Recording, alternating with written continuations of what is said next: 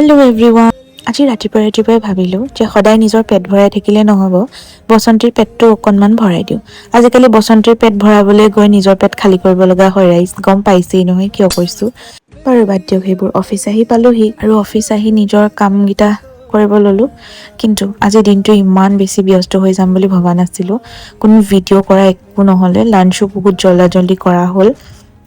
আৰু দিনটো ব্যস্ত হৈ থাকিলে সময়বোৰ কেনেকৈ পাৰ হৈ গমেই পোৱা নাযায়। আৰু ঠিক আজি তেনেকুৱাই হ'ল আৰু ভিডিঅ' কৰাও নহ'লে। একেবাৰে অফিচৰ শেষত ওলাই আহিয়ে ভিডিঅ' কৰিলোঁ। তাকো পাহৰিছিলোঁ। লগৰজনীয়ে ক'লে, ঐ আজি তুমি ভিডিঅ' নকৰা নেকি, কৰা আকৌ। আৰু দেখিছা আমি স্কুটি চলাই আহি থাকোঁতেও লেকচাৰ মাৰিবলৈ এৰা নাই। মানে আমাৰ লেকচাৰ খতমেই নহয় লগ পালে। বাহিৰতে কিবা খাম বুলি ভাবিছিলোঁ, কিন্তু আজি যিহেতু মঙলবাৰ আৰু সেইকাৰণে মই বাহিৰত খোৱা অকণমান এভইড কৰি দিনটোত ঘৰতে আহি মেগী আৰু অকণমান গাখীৰ চাহ বনাই খালোঁ। কাৰণ চাহ নাখালে দিনটো গাটো ভাল লাগি নাথাকে। তাৰপাছত আমাৰ ছোৱালীবোৰৰ ক্ৰাছ অৰ্থাৎ পাৰ্চেলৰ দাদাই ফোন কৰিল।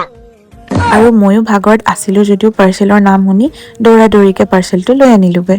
আৰু ভাবিলোঁ আপোনালোকৰ লগতো শ্বেয়াৰ কৰোঁ কিনো আহিছে।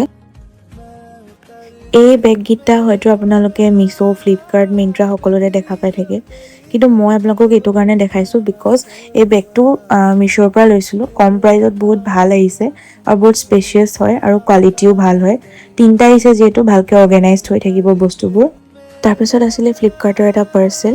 সেইটো আছিলে টেবলেট স্লিভ, বাট মোৰ প্ৰিণ্টটো বেলেগ এটা আহিলে। মই এইটো একচুৱেলি ৰিটাৰ্ণ কৰিম। চ' মই একেবাৰে খুলি মেলি নেদেখাওঁ, বাট কোৱালিটিটো ভালেই আছিলে। পাৰ্চেলকেইটা লাগিলে টেগ কৰি দিম। আজিলৈ আহিছোঁ, বাই। জয় শ্ৰীৰাম, জয় হনুমান।